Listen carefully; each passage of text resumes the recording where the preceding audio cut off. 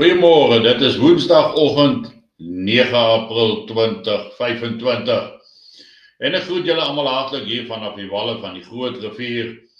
Die watervlakke wat styg as gevolg van die volgehoue binnelandse reën, damme wat nou oral beginne oorloop, ekstra sluise wat oopgemaak word. En ons sien groot dele wat baie water gekry het, waaroor ons diep dankbaar is.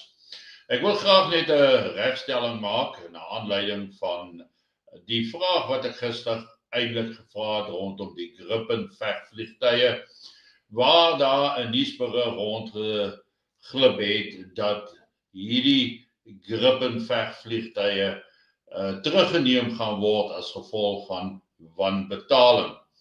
En een van ons lede, Mark Young, het my daarop gewys dat dit nie so 'n eenvoudige proses is nie en dat vliegtuie eintlik al klaar betaal is nog voordat hulle hoegenaamd enigstens nog verskyn. So ek wys graag vir julle hier wat Mark dan sê. Hy sê, I have not heard about any of this, but will ask sources during the day. It seems like Dove Jet to me purely for the fact that the aircraft would not have been built without full deposit being paid. And manufacturers as an industry do not release aircraft for deliverance without the full balance being paid. The risk is too great, the risk of lost.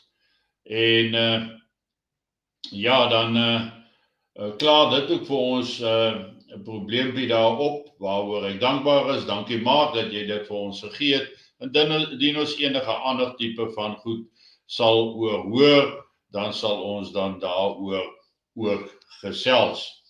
Nou, iets wat nou nogal belangrik is om in die gedagte te hou, is dat baie hoop is in Suid-Afrika gevestig op die regering van nasionale eenheid.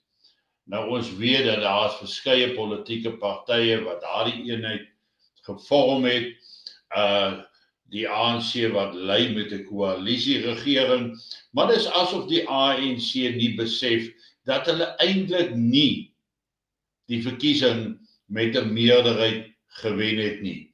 En dat hulle met hulle houding en hoogmoed net eenvoudig voortstoomroller sonder om enige iemand anders in gedagte te hou. So daar's 'n klomp faktore wat hierdie regering van nasionale eenheid bedreig, maar dan sien ons natuurlik ook dat daar's ook 'n verskeidenheid van ander drama wat afspeel wat die geloofwaardigheid van die totale regering van nasionale eenheid in gedrang bring. En ek wil net weer vir julle hier ook gou op iets wys.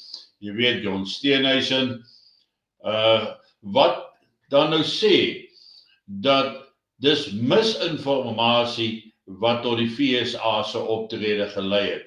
So nou wys dit ook vir my dat ongeag die regering van nasionale eenheid se sogenaamde verskille wat daar is, praat hulle tog uit een mond oor sekere goed.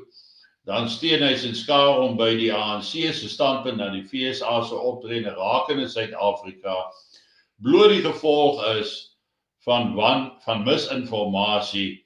En ja, ons weet dit is nie die geval nie en dis uiters jammer dat so iets in die proses moet gebeur. Nou, in dieselfde asem is daar baie sprake dat van die mense of lede dan nou uit die regering van nasionale eenheid kan uittreë of pad gee. En dan sien ons ook dat die berig hierso oor John Steenhuisen, wat hulle dan praat van die federale raad van die DA, gaan dan maandag aand, dis seker nou volgende week, gaan hulle nou 'n vergadering hou om te hoor en te kyk of hulle dan in die regering van nasionale eenheid moet bly, al dan nie. 6 uur maandag aand vind hierdie vergadering plaas en Helen Zille sal dit onder andere ook bywoon, en ek sien nie veel uitkoms vir ons wat dit aan betref nie.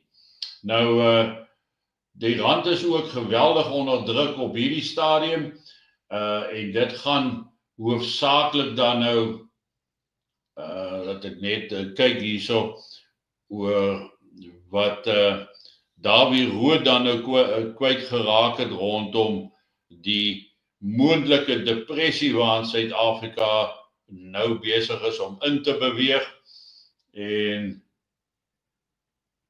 nou het ek hom weer verloor. Kom ons kyk net daarso of ek iets vir julle daar kan kry.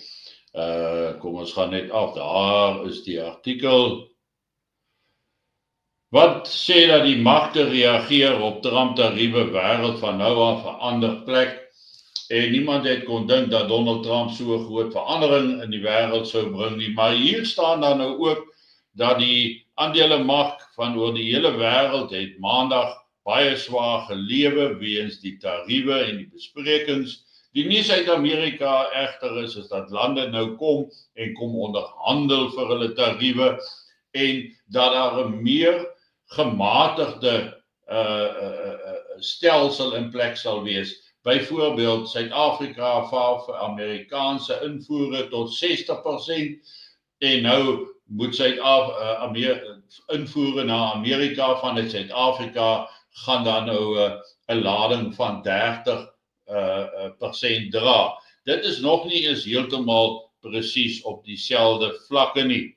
En Davie Rood sê dan nou dat dit gaan eintlik sleg met ons ekonomie, die rand het verswak teenoor die dollar, en hy sê, hy reken dat Suid-Afrika eintlik op die rand van 'n resessie, 'n depressie staan, 'n resessie, 'n ineenstorting, geldwaarde wat nie meer is wat dit moet wees of behoort te wees nie.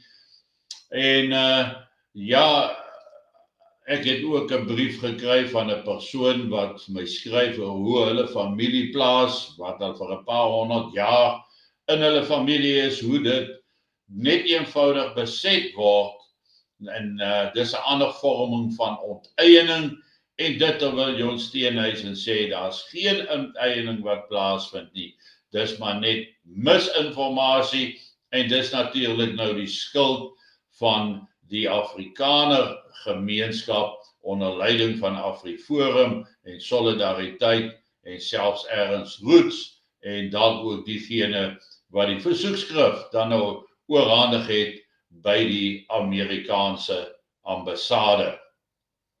Dinge gaan nie makliker word in Suid-Afrika nie. Ek dink ons kan relatief seker wees van 'n ineenstorting wat gaan plaasvind in Suid-Afrika. En sou dit 'n finansiële totale ineenstorting wees, weet ons die regering gaan totaal beheer verloor oor die gewapende magte, oor die polisie, wat in elk geval nie in staat is om die mense of inwoners te beskerm nie.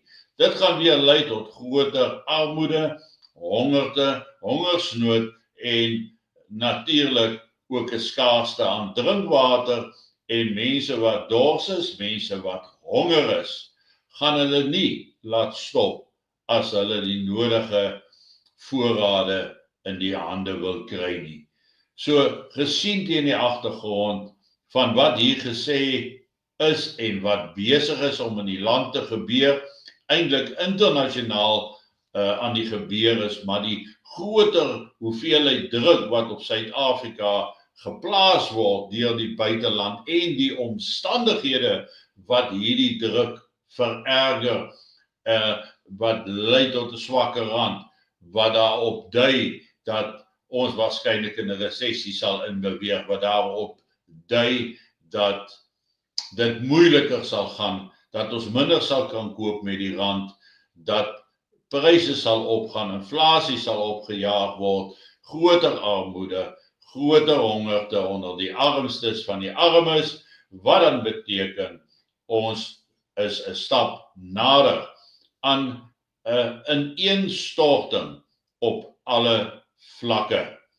Geweld sal volg, xenofobiese aanvalle, plundery sal op groot skaal begin plaasvind. Heraanvullings gaan nie plaasvind nie, want trokke gaan nie ry nie. En op die ou einde van die dag gaan ons 'n totale gemors ervaar wat hulle noem anargie. En om die beste kans te hê om hierdie situasie te oorleef, is dit belangrik om uit die stede uit te kom, om deel te raak en betrokke te raak vir 'n goed beplande en goed georganiseerde situasie, wat ons in staat sal stel om dit te hanteer en ons lede dan sodanig met 'n groter plan deel te maak van die oorlewingspoging. As jy nog nie 'n lid is by ons nie, dink ek is tyd dat jy aansluit, dat jy betrokke raak, dat jy ten minste 'n plan het, 'n gedagte het van wat moet jy maak, waarheen moet jy gaan. Sorg dat jy nou begin om, as jy nog nie begin het nie, om 'n bietjie blikkies kos weg te sit, mieliemeel, rys, al daardie tipe goed wat jou maag kan vul, is baie belangrik. En 'n mens moenie net kyk na klein hoeveelhede voedsaamse kos nie en kitskos tipe ding nie. Jy moet kyk na iets wat vullend is, wat jou maag kan vul, want dit is wat veral jong mense se oorlewing kan beteken. Ons moenie langer uitstel nie, dit is tyd dat ons onsself gereed kry vir iets baie groters wat kom. En onthou, ons kan nie lewe sonder water nie, dit is net so 'n baie belangrike ding, waaroor ons nou reeds ook water in jou huis moet bymekaar maak, dat jy genoeg het vir die pad en ook vir daarna. Brandstofaanvulling, hou die karre vol en wees ten alle tye gereed om te kan beweeg. Dit help ook nie, jy is deel van 'n goed georganiseerde plan, 'n groepering nie, en jy hou nie jou voertuie vol brandstof nie, en jy is nie gereed om op kort kennisgewing te begin beweeg nie. Ons tyd loop vinnig uit. Geniet vanoggend jou kondensmelk koffie, en ek gesels dan môreoggend weer met julle, en onthou môre aand, donderdag aand, die 10de April om 1900, het ons dan 'n bosberaad, waaroor ons gaan praat, oor die reëls en dinge wat verbreek is, verkeerd gedoen is, dit alles wat in daardie sanksiedokument van Amerika voorkom, wat vir ons wys dat Amerika het hulle huiswerk behoorlik gedoen, en dat die CIA op die grond toepaslike inligting gekry het, en dat hulle aksies nie gebaseer is op wat hulle van mense hoor nie, maar op fisiese ondersoeke na die werklikheid in Suid-Afrika. Geniet jou kondensmelk koffie, as ek dit nou nog nie gesê het nie, geniet dit, en ons gesels dan môre weer.